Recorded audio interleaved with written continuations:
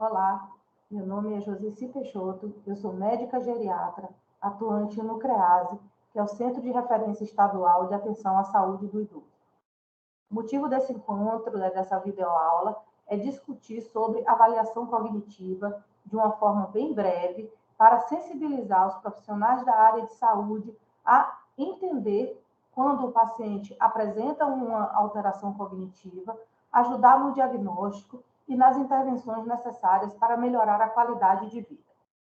Então, é importante a gente começar falando sobre as inúmeras áreas cerebrais e as suas respectivas funções e toda a neurotransmissão envolvida nesse processo. Então, o processo de cognição é um processo complexo que envolve várias áreas cerebrais, os estímulos químicos, os estímulos elétricos, né, para que, no final das contas, o paciente possa entender o mundo em que ele vive, fazer essa interação com este mundo e consigo mesmo. Importante também é definir o que é a cognição, o que nós entendemos como cognição. A cognição é todo o processo que envolve aprendizado, conhecimento e integração. Portanto, todas as funções que se destinam a isso são chamadas funções cognitivas. São nelas, né, que nós vamos nos basear para identificar alterações, para identificar possíveis critérios de doença. Sempre chamar a atenção que a cognição sofre influência sociocultural. Então, é importante que quando a gente avalia um paciente, né, e no caso, o nosso foco principal é o idoso, a gente contextualize este paciente no seu ambiente, na sua cultura, né, de formas que a gente evite dar diagnósticos errôneos ou atribuir a um paciente um déficit que ele não tenha.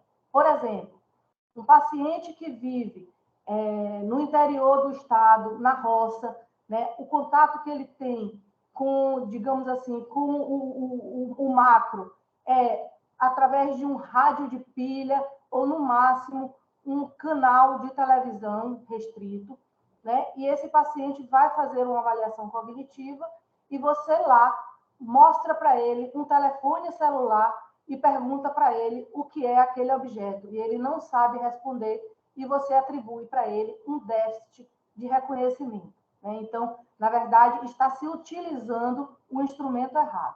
A contextualização é a base fundamental para essa avaliação cognitiva. Observar também que, em se tratando de pacientes idosos, é importante observar a capacidade de audição dele e a capacidade visual, como estão. Porque muitas vezes o paciente não está ouvindo o que você está apresentando, ou muitas vezes ele não está vendo aquele objeto e, por vergonha, por algumas limitações, ele não esclarece que ele está com essa dificuldade. Então, o avaliador é que tem que reconhecer isso, tá? Fora isso, né, a influência, fora a influência sociocultural, a influência das comorbidades que o paciente tenha, né? Então, ele pode ter grandes síndromes clínicas e o uso de medicações também pode estar influenciando nesse processo. Portanto, quando estivermos diante de um paciente para fazer a avaliação cognitiva, não se resume, em hipótese alguma, a aplicação de testes, né?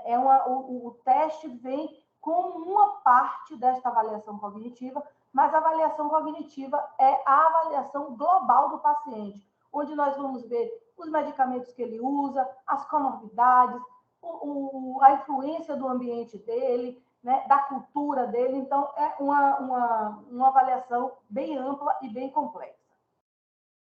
Então, para a gente falar sobre a cognição do idoso, é importante também a gente conhecer o que é que esse paciente, né, tem, o que é que o envelhecimento, na verdade, impõe a ele em relação à sua cognição.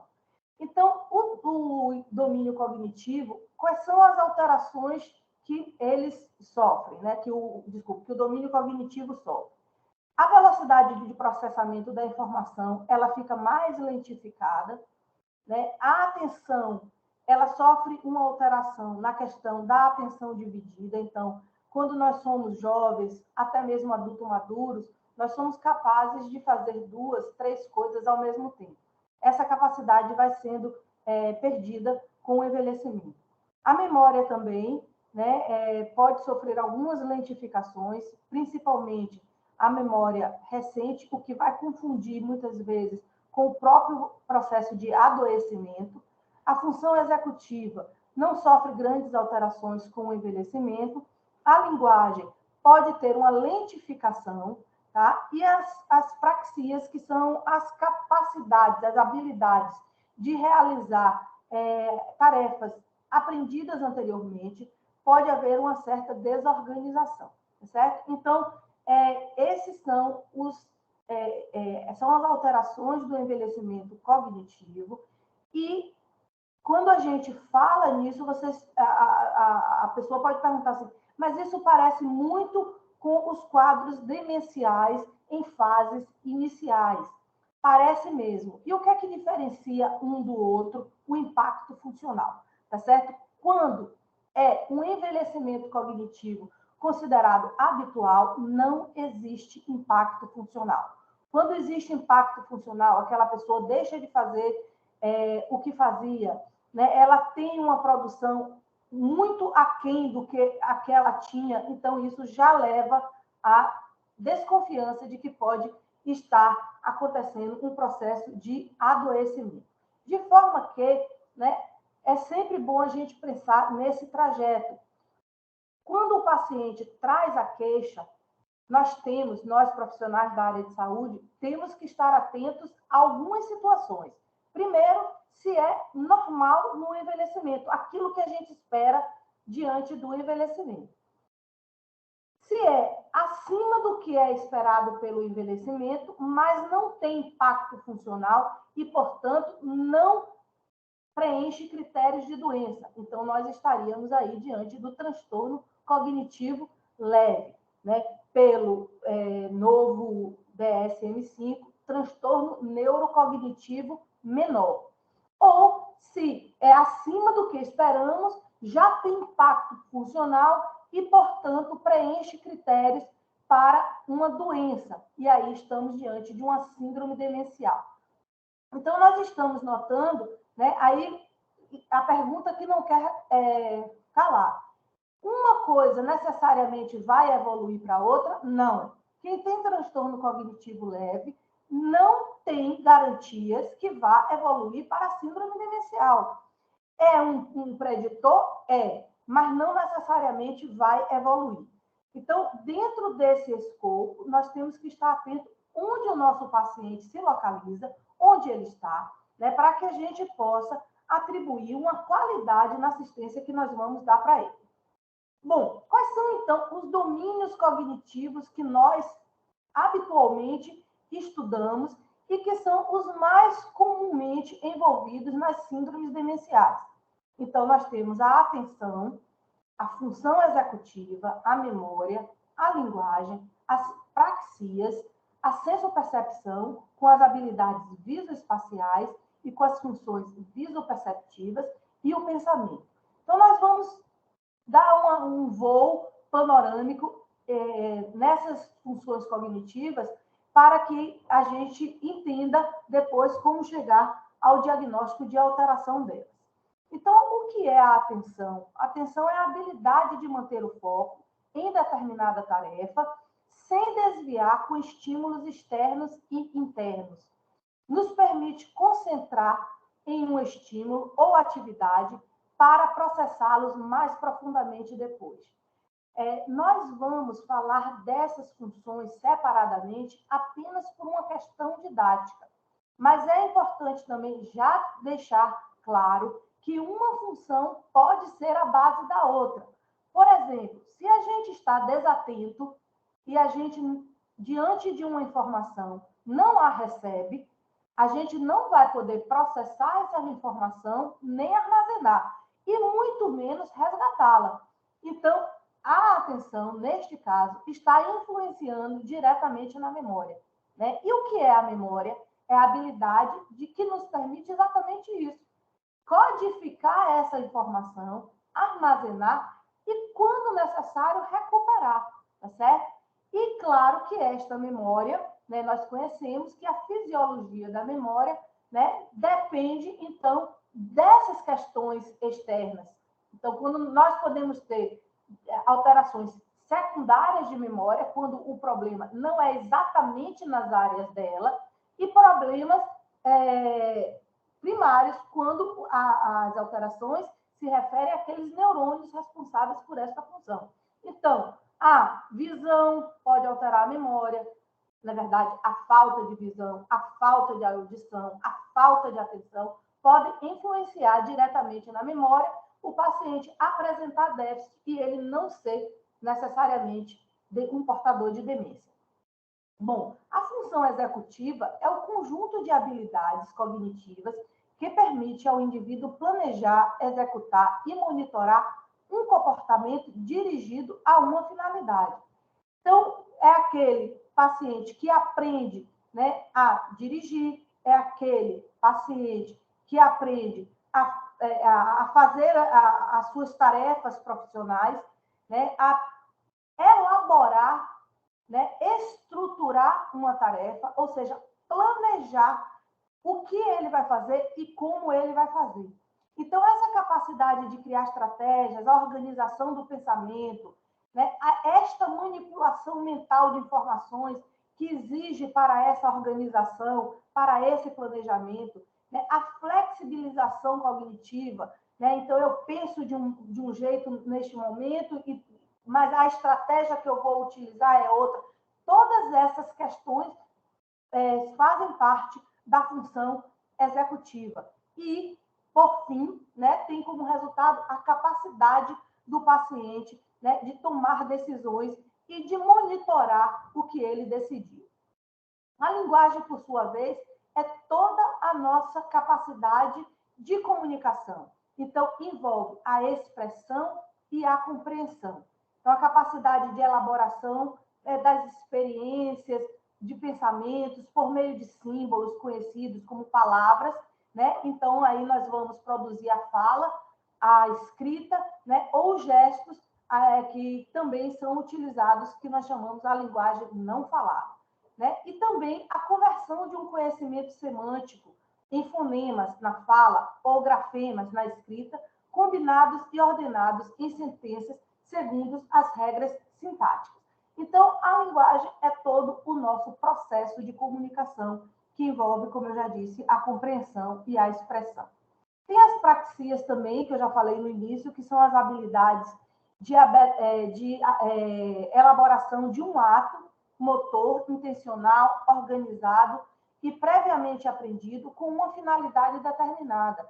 Então, por exemplo, para escovar os dentes, pentear um cabelo, a gente não precisa nem mais elaborar, a gente já aprendeu, né, já modulou, já isso já cristalizou e a gente faz, né, meio que no automático.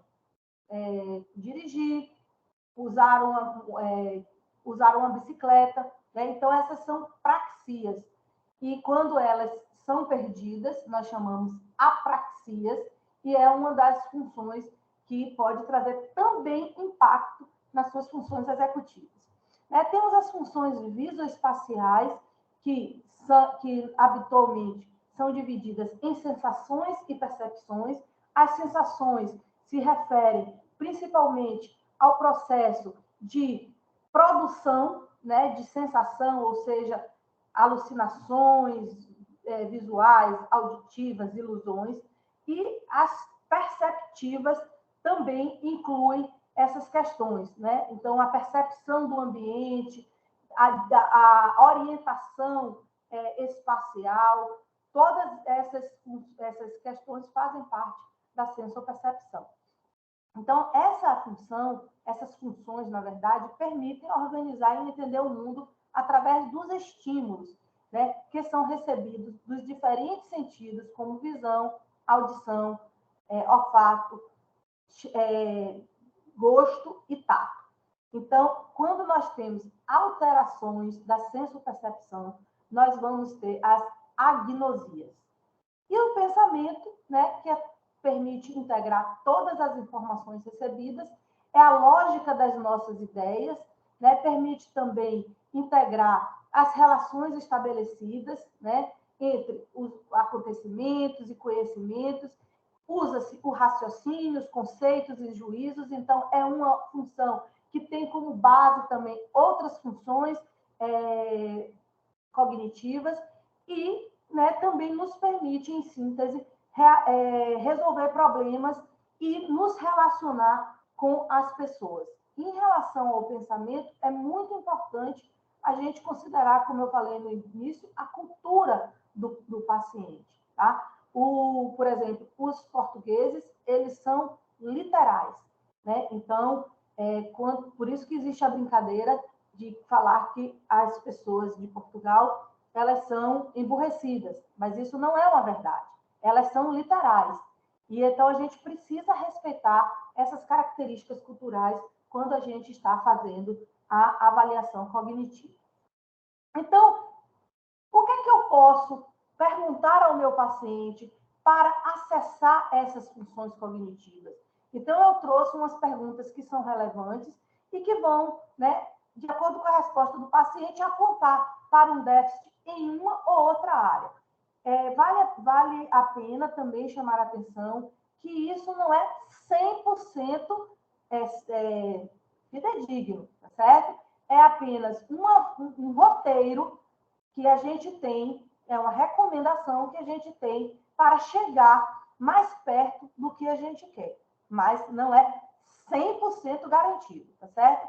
Então, na memória, a gente pergunta, apresenta dificuldade para lembrar de conversas ou fatos recentes?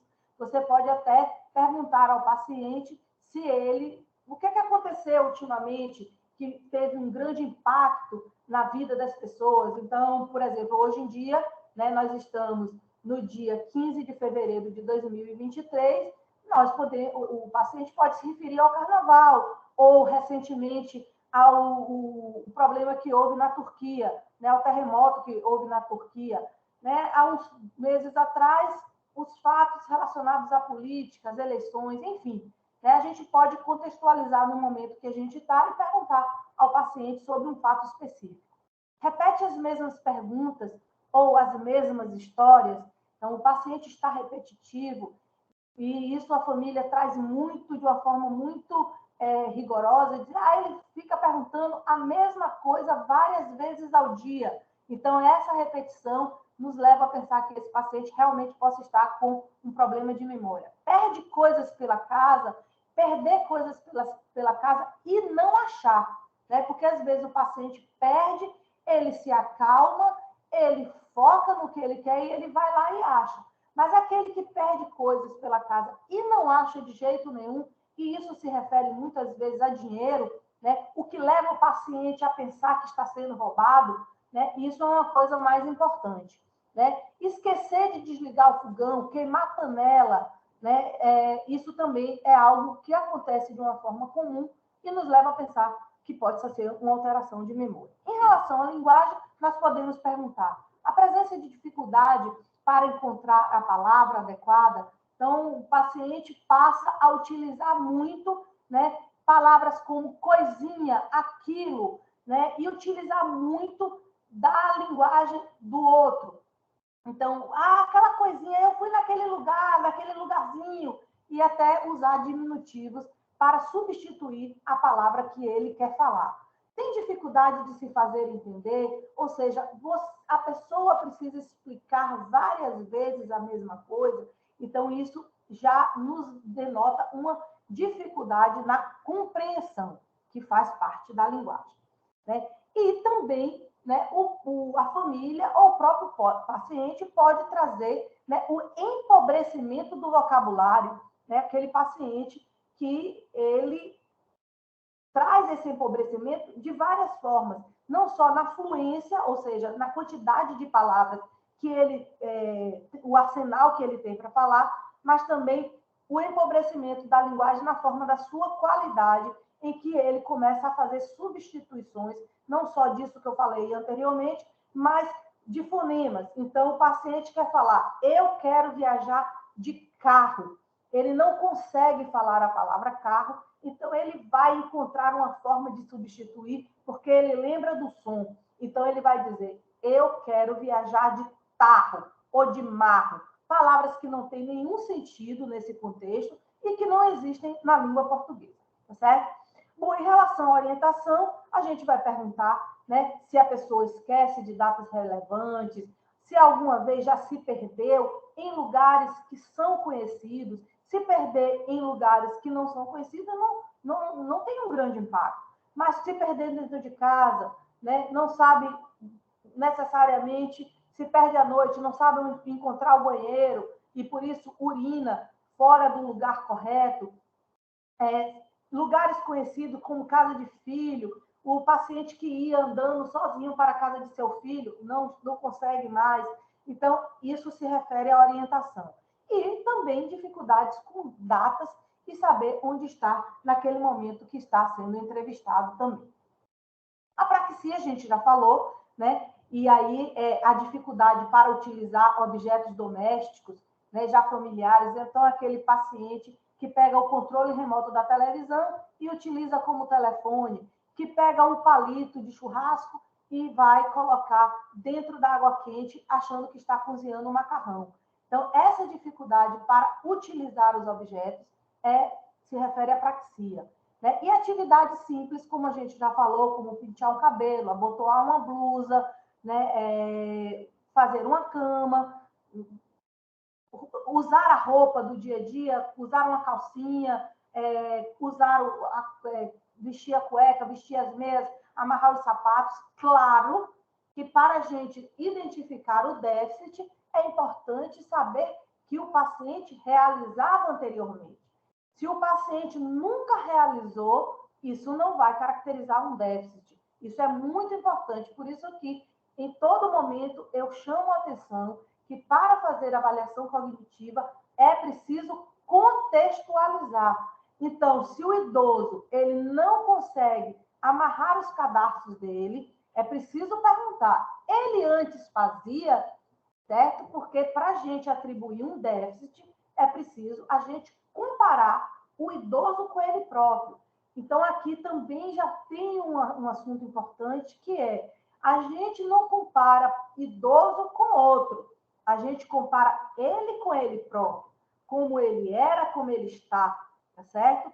Porque quando a gente está falando de quadros demenciais, é importante a gente estabelecer que a demência acontece numa base psíquica prévia e que, portanto, ela pode se apresentar de formas diferentes de pessoa para pessoa, tá certo? Então, a gente não compara um portador de demência com outro, a gente compara ele com ele próprio, como ele era e como ele está, para a gente, inclusive, estadiar esse processo.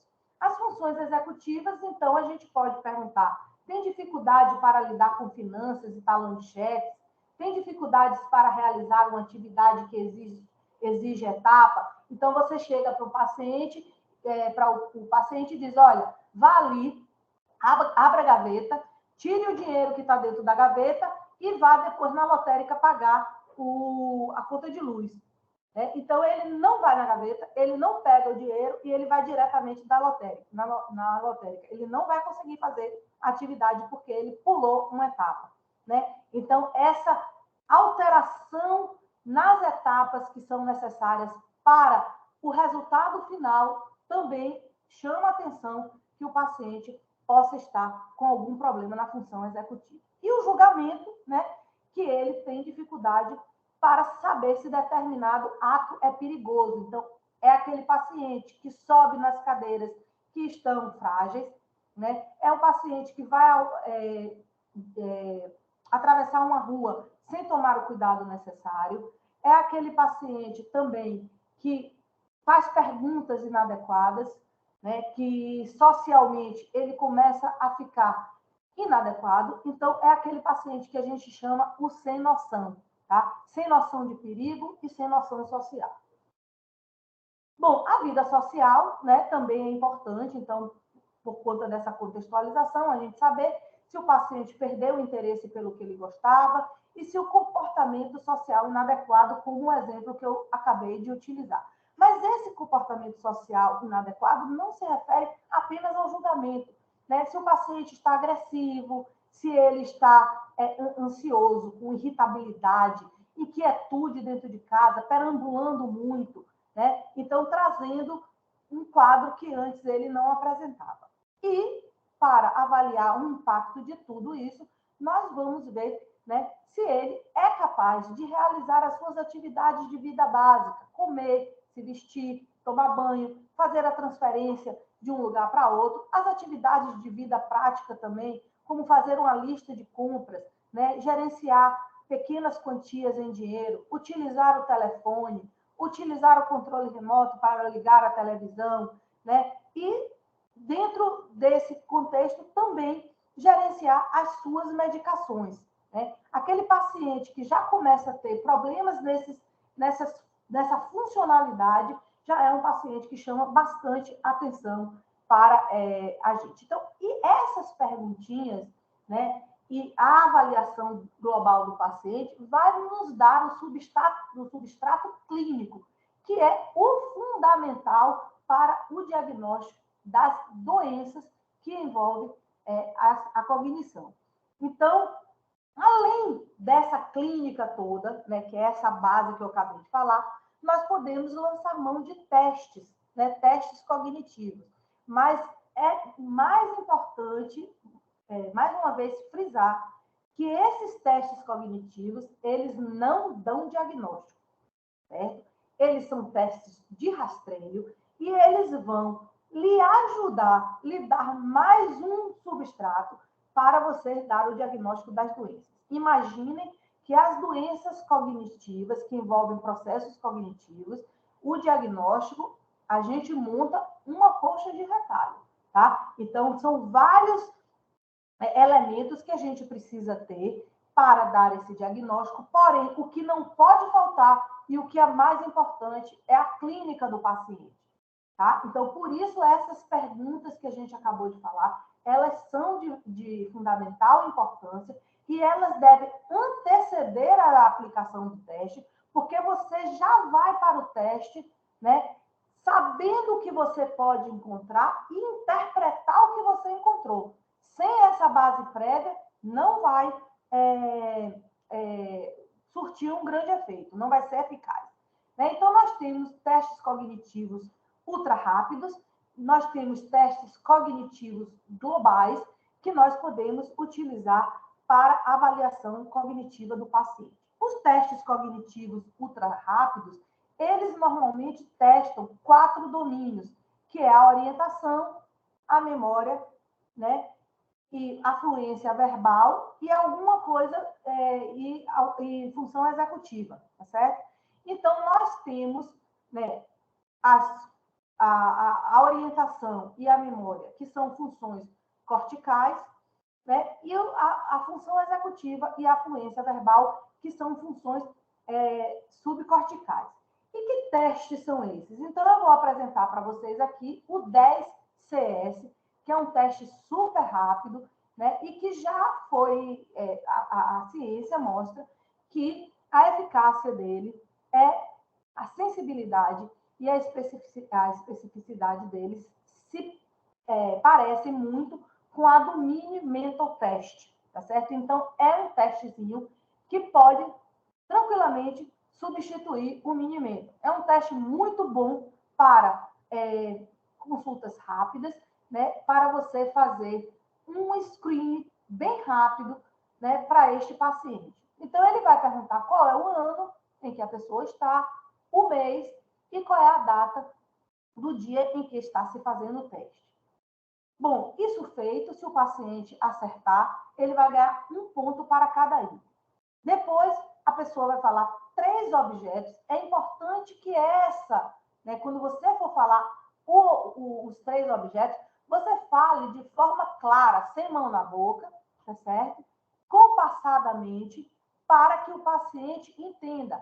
E você tem que ter a plena certeza de que ele entendeu as 3 palavras que você pediu para ele decorar, para ele memorizar. Então, você vai pedir que ele repita, né, as 3 palavras que foram ditas e depois você vai resgatar, tentar resgatar com o paciente essas 3 palavras, né?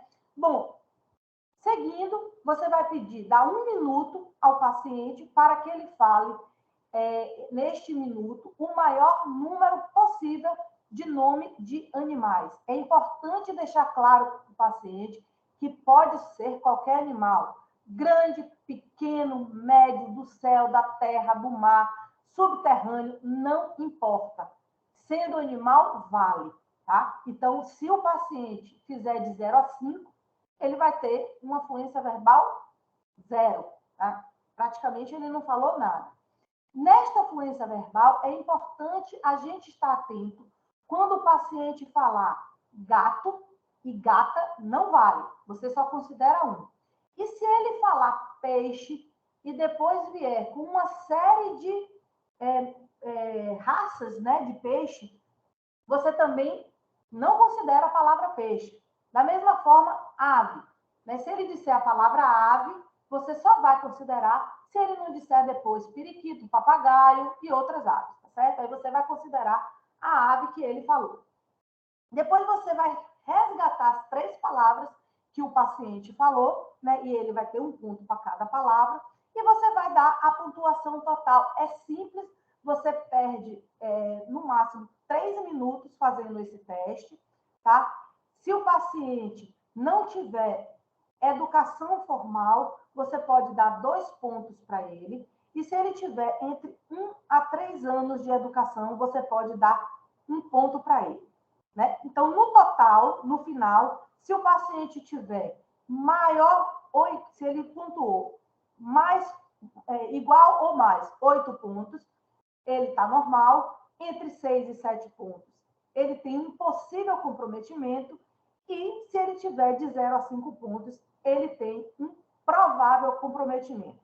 Olhem bem que a linguagem do score é possível e provável, mais uma vez chamando a atenção que esses testes não definem diagnóstico. Além desses testes, né, nós temos outros, como o Minicog, o GPCog, o KCS, o MoCA-Mini e o Mini-ACE. Mas o 10CS é um teste validado, né? Inclusive, se nós quisermos escolher um teste rápido, este é o mais indicado para ser escolhido. Bom, e os testes cognitivos globais, nós temos como exemplos principais o Mini-Mental Test e o MoCA, já chamando a atenção que o MoCA ele deve ser escolhido para pacientes que têm uma escolaridade maior. O Mini-Mental ele pode ser aplicado em qualquer escolaridade, mas o MoCA ele deve ser escolhido para pacientes que tenham uma escolaridade maior. Qual é essa escolaridade? Qual é o ponto de corte? Acima de 8 anos de escolaridade, você já pode escolher o MoCA, né? Então, comparando um com o outro, né, vocês vão ver que eles contemplam muitas funções em comum. Então, os dois contemplam orientação, os dois contemplam memória de palavras, os dois contemplam cálculos, nomeação, repetição e cópia de figura. Já o Mini-Mental, né, compreensão de comandos e leitura escrita, o que o MoCA não contempla, né? Porém, o MoCA contempla outras funções que o Mini-Mental não contempla, como memória de endereço, desenho do relógio, fluência verbal, trilhas, dígitos, detecção de estímulo e semelhança. Então, o MoCA é um teste mais completo, tá? Que, porém, tem essa limitação da escolaridade. Então, este é o MoCA, tá? É um teste que ele é autoexplicativo, mas eu vou passar rapidamente para explicar como é que ele é aplicado. Então, nesse primeiro quadrado aí, nós temos uma sequência que você vai explicar ao paciente, que ele vai alternar um número e uma letra. As letras devem estar em sequência e os números também. Então, ele vai ligar o 1 ao A, o A ao 2, isso já vem como exemplo. Ele vai ter que ligar o 2 ao B, o B ao 3, o 3 ao 4, o 4 ao C, o C ao... Peraí, gente. O A está errado aqui. O 1 ao A, o A ao 2, o 2 ao B, o B ao 3, o 3 ao C, o C ao 4, o 4D, o D a 5 e o 5 ao E. Tá? Então, se ele acertar tudo, ele vai ter um ponto. Ah, mas ele foi direitinho até o C, ligou o C ao 4, o 4 ao D, e a partir daí ele voltou para o 1, do 1 para o E, do E para o 5. Está errado. Só pode ser pontuado se ele acertou a sequência toda. No cubo, né, você vai pedir para ele copiar este desenho. Né? Então, ele pode olhar para este cubo e fazer a cópia dele. Também só será pontuado se ele fizer o cubo certinho com essa ideia de 3D. Tá? Bom, em relação ao desenho do relógio, nós vamos pedir que ele desenhe um relógio, coloque todos os números dentro de um relógio, tá certo? De preferência em arábico, tá? Aí você diga, não bote em algarismo romano, não, bote no normal. Mas se ele só souber fazer em romano, pode deixar. E vai pedir que ele marque 11 horas e 10 minutos, ele mesmo construindo os ponteiros. Se ele fizer o contorno do relógio, ele tem 1. Se ele colocar os números corretamente, não pode pular número, tá certo? E os números devem estar distribuídos adequadamente dentro deste contorno que ele fez. Tá? Então, se ele faz um círculo e bota todos os números só de um lado do círculo, ele não vai ter essa pontuação de números. Tá? E os ponteiros devem ser colocados adequadamente, marcando horas e minutos. Tá certo? Então, se ele acertar, ele tem 3. Neste primeiro momento, que é a avaliação da função visoespacial e da função executiva, ele pode ter até 5 pontos. Depois ele vai nomear os animais. Então, nós temos um leão, um rinoceronte e um camelo. Né? Então, eles erram muito chamando o rinoceronte de hipopótamo. Tá? A depender, você pode considerar, mas você pode forçar um pouquinho o paciente. Olha aí esse animal, e dar uma dica para ele assim, tipo, ele tem um chifre. Né? Neste momento, essa é a única dica que pode ser dada. Aliás, dica não pode ser dada em teste cognitivo, mas ele já identificou como hipopótamo. Você sabe que este pode ser um erro apenas pela questão visual. Então, você força um pouquinho para ver se ele chega, mas você pode dar, né, a pontuação se ele considerar, se ele falar um hipopótamo. Depois você vai dizer para ele 5 palavras e chamar bem a atenção. Olha, eu vou lhe dizer 5 palavras, ouça as 5 palavras, memorize e repita para mim. Parece muito com o comando que a gente deu no 10CS, quando a gente se referiu às 3 palavras. Então, você vai dizer ao paciente: posto, veludo, igreja, margarida e vermelho. E aí vai pedir para ele repetir. Se ele fez, né, essa repetição no primeiro ensaio, você já pode passar para a próxima fase. E se ele não repetiu nesse primeiro ensaio, você pode repetir de novo as palavras e pedir para ele repetir. Tá? Se ele não repetiu, aí você já pode continuar o teste, porque você já viu que ele tem, inclusive, um déficit para a memória imediata. Ele vai ter para o resgate. Tá? Então, aí você passa para o próximo passo, onde você vai pedir ao paciente para repetir a sequência que você vai dizer. 2, 1, 8, 5, 4. Ele vai dizer isso da mesma forma.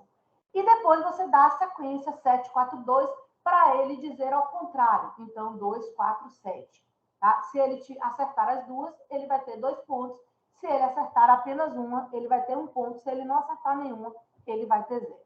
O próximo item, você vai pedir para o paciente bater as mãos ou bater na mesa cada vez que você falar a palavra A, tá certo? E se ele tiver mais do que 2 ou 3 erros, você vai dar, você vai tirar o ponto dele. Você não vai dar, na verdade, o ponto dele. O próximo ponto, então, é a subtração. Pedir ao paciente que subtraia 7 de 100, que vai dar 93, 7 de 93 e assim sucessivamente. Se o paciente, na hora que você perguntar quanto é 100 menos 7, e ele disser 90, certo? Ele já errou. Você diz não, é 93. E você parte do 93, tá tá certo? Você parte do que é certo. Você diz a ele que não. Não necessariamente você vai dizer errou, porque isso pode estressar o paciente. Você diz, quanto é 100 menos 7? 90. E 93 menos 7, quanto é? Né? Para que o paciente não perceba necessariamente que ele errou e estresse mais ele ainda. O teste cognitivo estressa o paciente, tá? Então, a gente precisa fazer num ambiente muito calmo, acolher bem o paciente, né? Porque ninguém gosta de ser testado, tá? O idoso também não gosta. Mas é necessário a gente fazer. Então, a gente deve fazer no ambiente mais tranquilo possível. Tá? Então, a cada erro que o paciente tiver, ele vai ser descontado. Então, se ele fez 4 ou 5 subtrações corretas, ele vai ter 3 pontos. Se ele fez 2 ou 3, ele vai ter 2 pontos. Se ele só acertou uma, ele vai ter 1 ponto. E se ele não acertou nenhuma, ele vai ter ponto, não vai ter ponto nenhum. O próximo item é o item da linguagem, onde você vai pedir para o paciente repetir igualzinho como você vai falar. Eu apenas sei que é João que será ajudado hoje. Ele tem que repetir dessa forma, igualzinha. O gato sempre se esconde embaixo do sofá quando o cachorro está na sala. Se ele acertou, dizer tudo certinho, ele vai ganhar 1 ponto para cada frase falar. Depois você vai dar 1 minuto ao paciente, assim como você fez no 10CS, tá? E vai pedir para que ele fale o maior número possível de palavras com a letra F. Aqui não é animal. Aqui você vai ver a fluência. Né? Quando você pede animal, você vê a linguagem semântica. E quando você pede para falar várias palavras de uma mesma letra, você está vendo a fluência verbal propriamente dita. Então, neste caso, você explica que ele tem que falar todas as palavras que ele lembrar com a letra F, exceto nome próprio e verbo. Tá? Então, ele pode falar quantas palavras, e se ele falar, certo, 11 palavras ou mais, ele já ganha o pontinho dele. Tá? Esse teste é muito interessante da fluência verbal, porque além da fluência verbal, você vai ver a capacidade de associação do paciente. Então, por exemplo, ele vai falar faca, fogão e coisas que estejam na cozinha. Ele vai para família, filho, e assim sucessivamente. O paciente que ele desagrega muitas palavras, ele pode ter alguma dificuldade de associação. Isso nos leva a pensar em um quadro de córtex cerebral, tá certo? Mas, né, isso também é algo que tem que ser bastante bem avaliado, essa contextualização, tá? Da mesma forma que no 10CS você desconsidera, né, gato e gata, né, aqui também, se ele falar a mesma palavra no feminino e no masculino, ele não vai ganhar, ele só vai ganhar 1 ponto. Bom, o próximo item é falar sobre semelhanças, então você vai explicar ao paciente que você vai dizer 2 palavras para ele e ele vai dizer a semelhança entre essas 2 palavras, tá? E explicar, olha, por exemplo, maçã e laranja são semelhantes porque são frutas. Não é porque tem casca, porque a casca é vermelha ou é amarela, né? Não é a característica física, né, que é importante. É para que serve, qual é a função daquelas 2 palavras. Então, aí você vai dizer, comboio, bicicleta ou trem, bicicleta, ele vai ter que dizer que são meios de transporte. E relógio e régua, que são medidores. E se ele acertar os 2, você dá 2 pontos para ele, 0 se ele não acertar nada e 1 se ele acertar 1.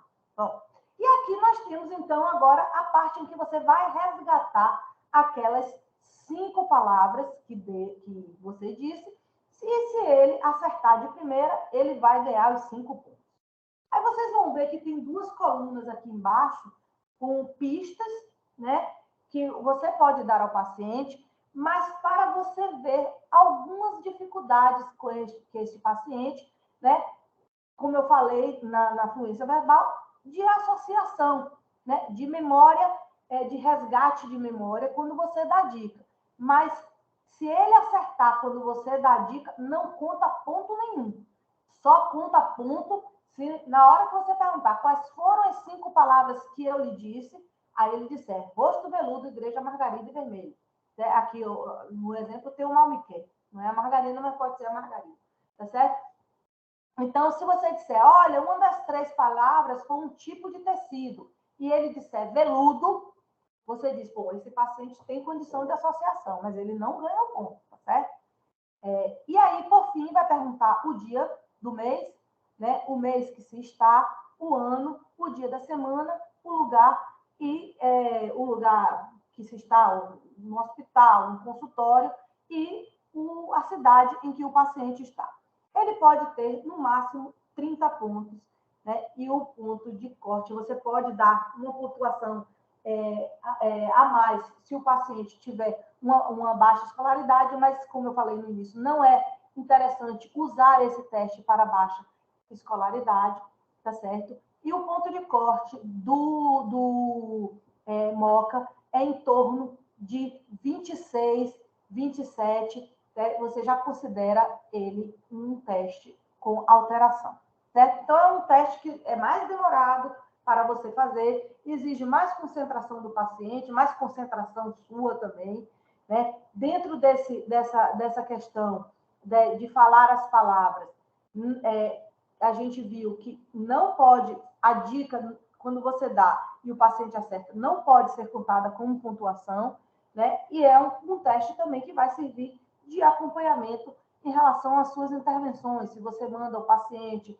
para fazer reabilitação cognitiva, em terapia ocupacional, ou se você medica esse paciente, ou você faz as duas coisas, é um teste interessante para você fazer o acompanhamento do paciente.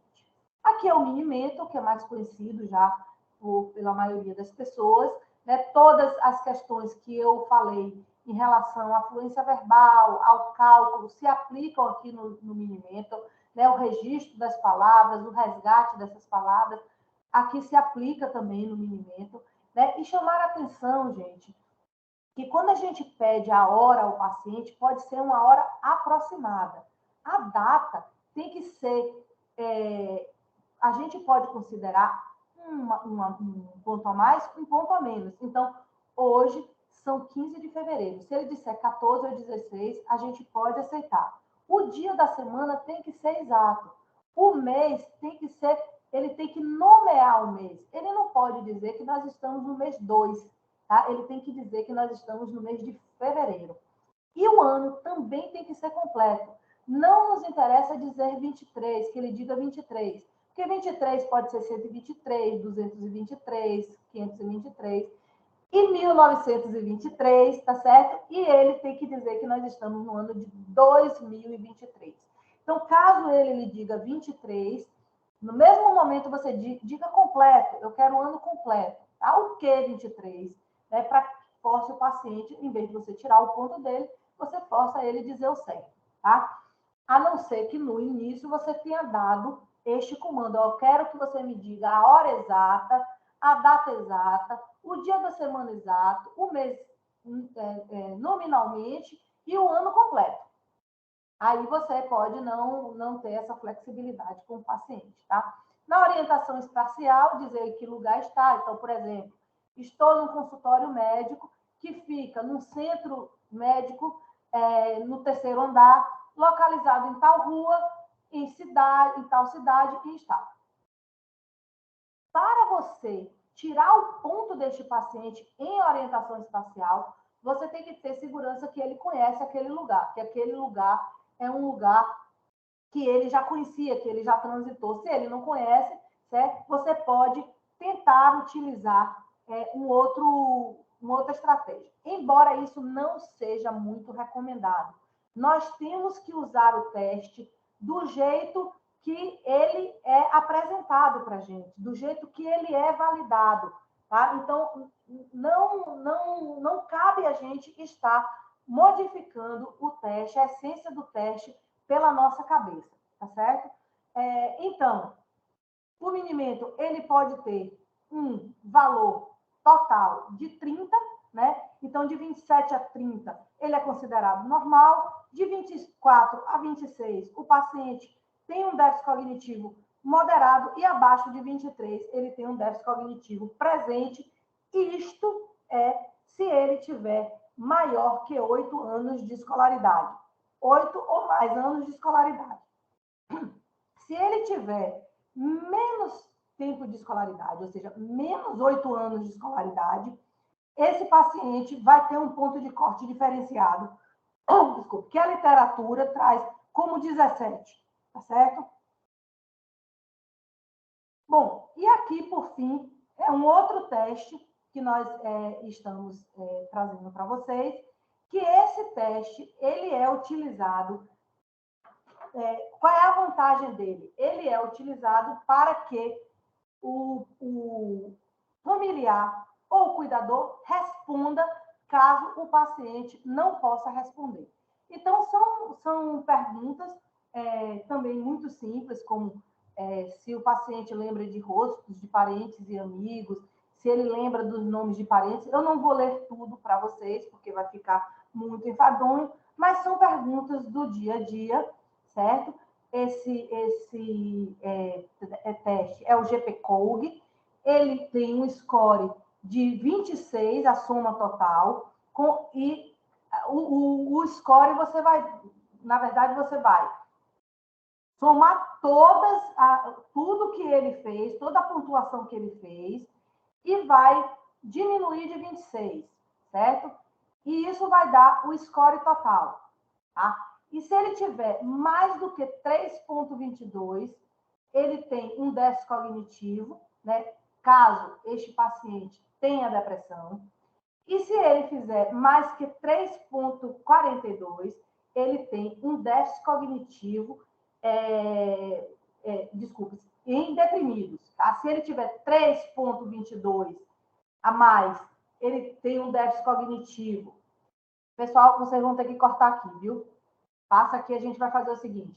Esse teste é um teste utilizado, a vantagem dele é que ele pode ser utilizado para que o paciente... Não, peraí. Esse teste, a vantagem desse teste é que ele pode ser utilizado pelo familiar e pelo cuidador.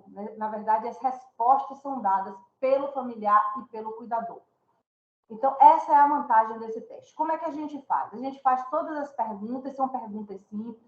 Lembrar de rostos de parentes e amigos, lembrar dos nomes de parentes e amigos, lembrar de conversas depois de poucos dias, lembrar de acontecimentos recentes. Então, para cada resposta, você vai dar uma pontuação. Se ele responde, né, que lembra muito bem, que a resposta é boa, ele vai ter 1 ponto. Um pouco melhor, 2 pontos. 3 pontos, não houve mudança. 4, está um pouco pior. 5, está muito pior. Porque, na verdade, esse teste, você vai comparar o paciente com os últimos 10 anos. Por isso que usa muito melhor, um pouco melhor, não houve mudança, um pouco pior e muito pior. Tá certo? Então, depois que ele responder, que o familiar, o cuidador responder todo o teste, você vai pegar essa soma total, certo? Dividir por 26 e você vai ter um score, tá? Esse score, se for maior que 3,22, em pacientes que não estejam deprimidos, isso vai evidenciar déficit cognitivo. Se o paciente estiver deprimido, o ponto de corte vai ser 3,42. Na verdade, maior que 3,42. Tá? Então, essa vantagem desse teste é para você... o paciente não pode responder, você utiliza as respostas do cuidador e de outro, ou do familiar. Bom, então, como é que a gente faz o acompanhamento desses pacientes? Né? Então, você chegou à conclusão que o seu paciente tem um déficit cognitivo, você vai medicar, você vai colocá-lo, né, em programas de reabilitação cognitiva, através da terapia ocupacional, principalmente, ou da psicologia, e você vai acompanhar este paciente. Quais são os testes indicados para acompanhamento na fase leve? O MoCA e o Mini-Mental, tá certo? Considerando a escolaridade do paciente, mais uma vez chamando a atenção que o MoCA é para pacientes com escolaridade maior, o Mini-Mental e o Mini-Mental para pacientes que têm demência avançada, que é o chamado Mini-Mental G, que ele é adaptado para a fase mais avançada. A funcionalidade, né, em fase leve, você pode ver com o Pfeiffer, e na fase moderada com o Bartel, e na fase avançada com o FAST. Né? O FAST é uma escala funcional para estadiar, né, a gravidade da doença, né, e é bem utilizado para demências avançadas. E os sintomas neuropsiquiátricos, o inquérito neuropsiquiátrico, que também pode ser utilizado para acompanhamento. Então, era isso que eu queria deixar em relação à avaliação cognitiva, né? E aqui o CREASE tem um novo o programa o telesaúde agora. Então, esses testes cognitivos estão nos critérios que devem ser utilizados para ver qual é o paciente que vai ser beneficiado sendo encaminhado aqui para o CREASE. Então, muito obrigado e até a próxima.